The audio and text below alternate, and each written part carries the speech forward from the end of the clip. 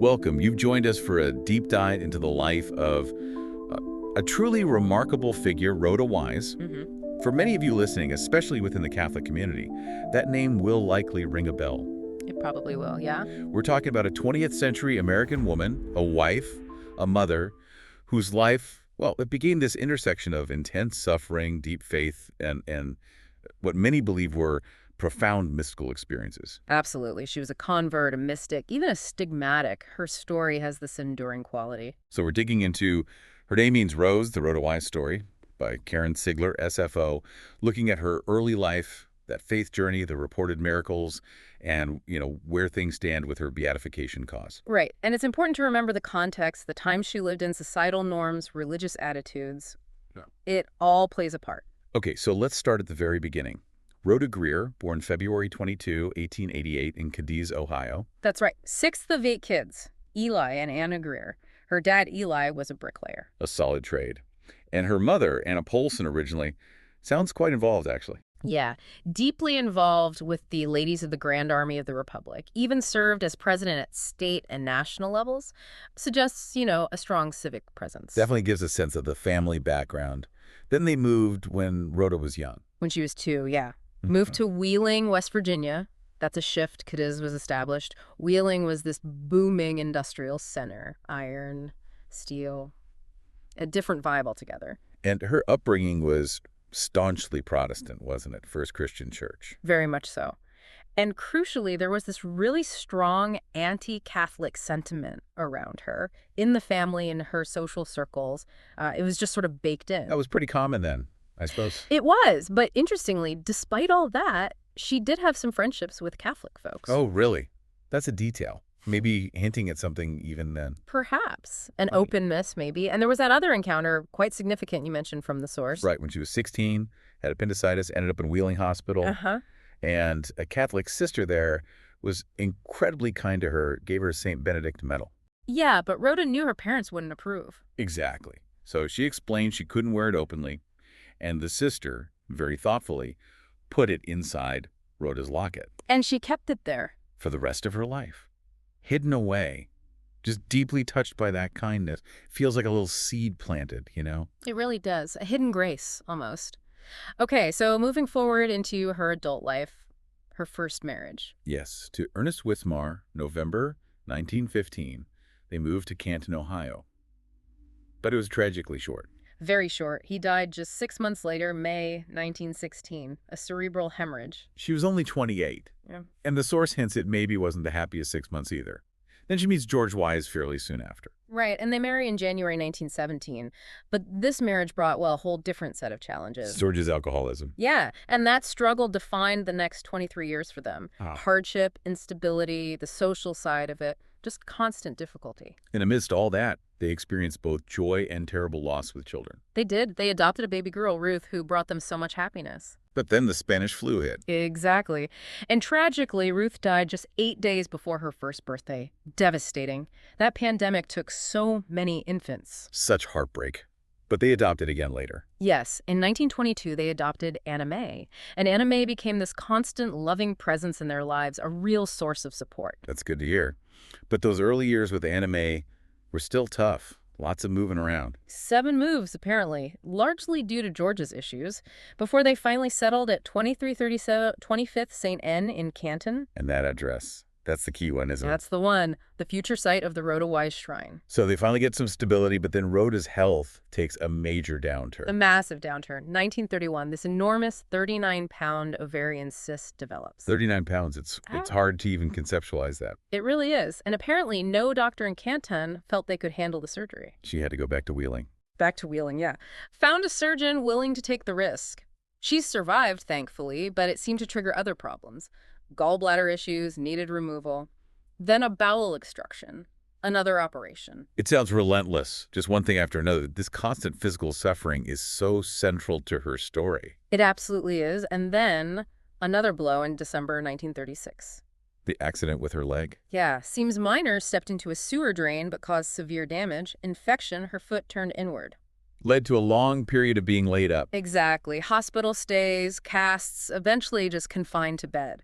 And to make things even worse, her old abdominal incision reopened, got badly infected. Just a terrible, ongoing ordeal. It's almost unbelievable. But it's during this time, in Mercy Hospital in Canton, that's when the spiritual shift really happens. Yes. Mercy Hospital, founded by the Sisters of Charity of St. Augustine, a well-respected order known for their care. And these sisters, their compassion must have made a real impression on Rhoda coming from her background. It clearly did. Their dedication stood out. And one sister in particular, Sister Clement, they formed a close bond. And Sister Clement was deeply devoted to Saint Thérèse of Lisieux, the Little Flower. A very popular saint, especially then. Hugely popular. Sister Clement shared this devotion, even gave Rhoda a little shrine of Saint Thérèse. Rhoda wasn't initially interested, but kept it bedside out of kindness. Sister Clement also gave her a prayer. Yeah, a prayer to Jesus and the Little Flower. Rhoda said it, again, more for Sister Clement's sake at first. But then came that moment. The moment with the crucifix. Yes. September, this was. Rhoda felt drawn to the crucifix on Sister Clement's rosary, reached out, took it. And felt heat. A distinct, tangible heat radiating from it. And that experience made her ask Sister Clement to teach her the rosary. Wow. That's a huge step, given her background. A massive step. Sister Clement apparently hesitated a bit, maybe remembering Rhoda's earlier indifference to Saint Thérèse. But Rhoda insisted. She did. So Sister Clement taught her the prayers, gave her her first rosary, a prayer book, a Sacred Heart badge, key elements of Catholic devotional life. A real turning point. Definitely. And Rhoda started praying the rosary daily, morning and night, specifically for the sisters. A real sign of gratitude. And asking questions about the faith, too. Yeah, she started writing down questions for Sister Clement. Her mind was clearly engaged now, seeking understanding. Then came the idea of the novena. Sister Clement explained novenas, 9 days of prayer for an intention, and suggested one to Saint Thérèse. Rhoda was hesitant at first. Still some resistance there. Seems like it, but her health kept getting worse. By early December, Sister Clement found her in tears. And she finally agreed. Yes, she asked if they could start the novena to the Little Flower, and from that night on, her devotion just grew and grew. Constant prayer, especially during those long, painful nights. And that novena prayer itself is quite beautiful, asking for graces, a holy life, a happy death, things she must have desperately longed for. Absolutely resonated with her condition, and this deepening prayer life naturally led her towards, well, conversion. Despite opposition. Yeah, apparently other Protestant patients and even visiting ministers tried to talk her out of it, but her heart was set. She wanted to become Catholic. She needed to speak to a priest. Right. And she specifically asked for Monsignor Habig from St. Peter's Church. She'd seen him visiting others. St. Peter's, an old parish in Canton, right? Established 1875. Shows the Catholic roots there. And Monsignor Habig came quickly when the nurses called. He talked with her, asked about her journey, her reasons. He was satisfied. He was, and agreed to instruct her, but given her health... He did it personally. Yes, right there, using a small catechism. Very intensively over the 7 days between Christmas and New Year's 1938. Amazing dedication. And then... January 1st, 1939, she was received into the church. And her first Holy Communion. The very next day, January 2nd, which significantly is the anniversary of Saint Thérèse's birth. Must have felt incredibly special. A profound moment. But her physical suffering wasn't over. Not by a long shot. No, tragically. Just 2 days later, January 4th, that final abdominal surgery. And the surgeon couldn't close the wound properly. Not enough tissue. So she was left with an open wound. Yes. And by January 10th, her bowel was actually protruding. Then, February 8th, the drainage started. Caused terrible burning irritation. Her whole abdomen became raw. They didn't have the skin protection methods we have now. Unimaginable pain. Yet she kept praying the novena. She and Sister Clement every night, clinging to that hope. But the doctors, they were losing hope. Yeah. The doctor suspected cancer but didn't tell her directly, kept putting off another surgery he'd mentioned. Then, February 12th, he basically said there was nothing more they could do. She was going home to die. How did she take that news? Remarkably calmly, according to the source. Maybe all the suffering had prepared her somehow. Her diary from this time is, well, it's incredibly moving. Shows her faith, but also the struggle. Absolutely. Deep faith, love for the rosary, but also the intense pain, the feeling sometimes of being forgotten, worrying about being a burden, yet always coming back to trust in Jesus. She received the anointing of the sick on March 11th. Still documenting everything. Meticulously. Then, May 28th, 1939, something extraordinary. The first vision of Jesus. Yes. Yeah. 2:50 a.m. She describes him sitting by her bed, vividly, gloriously beautiful golden robe, the marks of the thorns. And he spoke to her. Said he would return in 31 days. What did George think? He thought it was a dream, understandable maybe, but Rhoda was certain it was real. She even wondered if he meant he was coming to take her to heaven then. Hoping for an end to the suffering. Likely, but shortly after, she got worse again. Hospitalized in June for a bowel impaction, then back home, still suffering terribly. And then came that 31st day. June 28th, 1939. Another incredible event recorded in her diary. Jesus appeared again, standing in the doorway, and this time... Saint Thérèse was with him. Yes. Jesus said, "Here I am," as I said. Then Saint Thérèse came forward, asked for the covers and dressings to be removed. Put her hand on Rhoda's abdomen. Placed her hand right on the open wound and said, "You doubted me before. You have been tried in the fire and not found wanting. Faith cures all things." And then they were gone. And the wound. Completely healed, instantly. Closed, no sign of infection, no drainage, just healed. George must have been stunned. Absolutely. Saw it the next morning. His skepticism just vanished. Rhoda tried calling Monsignor Habig, Sister Clement, ended up writing a letter to Sister Clement, filled with joy. The relief must have been overwhelming. Immense. She waited 2 days, then told Monsignor Habig in person. He saw the healing. The news spread like wildfire. He visited Sister Clement, Sister Florence, rejoicing with her. Her diary entry mentions Sister Clement's role specifically. Yes, acknowledging how vital she was in introducing her to Saint Thérèse and how faith sustained her, a real tribute to that spiritual friendship. So, after this miraculous healing, what changed for Rhoda? Well, she felt this deep call to dedicate her life completely to God. And almost immediately, from July 1st, people started coming to the house.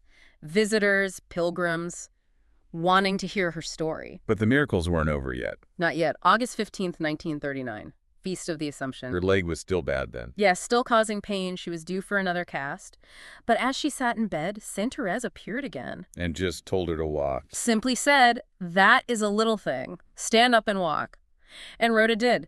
Stood up, the cast broke, she stepped right out of it, leg completely healed. George must have just about fainted. His astonishment must have been something, and this drew even more people to the house. Things were really escalating. But Rhoda considered something else the greatest miracle. Yes. Her husband, George. August 1939, after all those years of struggling with alcoholism, he just stopped. Completely. After an encounter with Jesus. Yes, a personal encounter in their bedroom. Monsignor Habig asked him later if Jesus said anything. George replied, no, he didn't have to. Wow. And that led to his conversion. It did. George converted, so did his brother, his sister-in-law, and eventually Anna May, their daughter. 6 other family members, too. A huge family transformation. The impact was spreading. Countless visitors seeking prayer, solace. Yes, the house became a real center of faith. And then, of course, there's the very famous healing connected to Rhoda. Mother Angelica. Exactly. Rita Rizzo, before she was Mother Angelica, January 1943, she was suffering terribly with a stomach condition. Came to visit Rhoda. On January 8th, Rhoda gave her a novena to Saint Thérèse to pray. And the healing happened. On January 17th, after a night of really intense pain, Rita woke up completely cured, all symptoms gone. And given who Mother Angelica became, founding EWTN, that healing really brought Rhoda's story to a massive audience, didn't it? Absolutely. It amplified her story exponentially for Catholics worldwide, forged that lasting link. So healing's for others. Yeah. But Rhoda herself started experiencing other phenomena, mystical experience. Yes, deeply mystical. Starting Good Friday, 1942, bleeding from her forehead. The crown of thorns. That's how she understood it. And it recurred every Friday, noon to 3 p.m., the hours of the Passion. Often bleeding from her eyes, too. And Jesus appeared again. June 1942. He reportedly told her, to save souls, one must suffer. She took this as her call, her vocation as a victim's soul, offering her suffering for others. Then the wounds on her feet and hands, the stigmata. Yes, the feet appeared on the first Friday of November that year. The hands followed in 1944. These visible signs, the stigmata, are seen in Catholic tradition as a profound sign of union with Christ's suffering. An incredibly deep spiritual path. After all this, all the suffering, the visions, the healings, she passed away. July 7, 1948. And her funeral, the numbers are staggering. 14,000 people attended the Mass. It just shows the incredible impact she had. Monsignor Habig's eulogy sounds very powerful. He clearly believed in her holiness. He expressed his personal conviction, yes. Said he believed her apparitions were true, that her vocation was spreading devotion to the Sacred Heart and the Little Flower, uniting her suffering with Christ. And Jesus had reportedly told her the house would become a shrine. Back in 1940, yes. This place is to be a shrine, and cures more wonderful than your own will take place on this spot. So a small altar room was set up. And Anna May carried on after Rhoda's death. Her daughter Anna May, yes, welcomed pilgrims for decades, sharing the story. Before she died in 1995, she bequeathed the home to Mother Angelica in EWTN. And it's still open today? The Rhoda Wise House and Grotto still welcomes visitors, and people still report receiving graces and favors there. Her legacy continues very actively. Which brings us to the church's formal process. Right. Steps towards recognition. The Nihil Obstat came from the Vatican in 2015, basically no objections to proceeding. Then the cause officially opened. October 2016, that's when she was formally named Servant of God, the first step. And the diocesan investigation. That wrapped up, findings sent to the Vatican in July 2018. There's a new postulator guiding the cause since 2023, and there's an annual mass prayed for her beatification. These are all significant steps for Catholics hoping for her recognition as a saint. So looking back, Rhoda Wise's life is just this incredible story of faith holding firm through immense suffering, these extraordinary divine encounters. Yeah, that journey from her Protestant roots to becoming such a devoted Catholic marked by so much personal loss, illness, but also these amazing healings. The healings are key her own, George's conversion, Mother Angelica's cure, plus the mystical side, the stigmata, it's a lot. It really is. And the shrine continues. The beatification cause is active. Her story is definitely not over. No, the legacy endures. The Church sees her as a servant of God, and many hope for that formal recognition of her holiness down the line. It really makes you think, doesn't it, about the power of faith when facing just unbelievable challenges. Does it make us reconsider the possibility of the miraculous today? It certainly prompts reflection. Her life really embodies that call to holiness, that deep devotion, even through intense pain. Yeah. For those listening, especially those sharing this faith, maybe the question is, what part of Rhoda's story, her struggles, her faith, her experiences, what part resonates most with your own spiritual journey today? Something definitely worth pondering after this deep dive.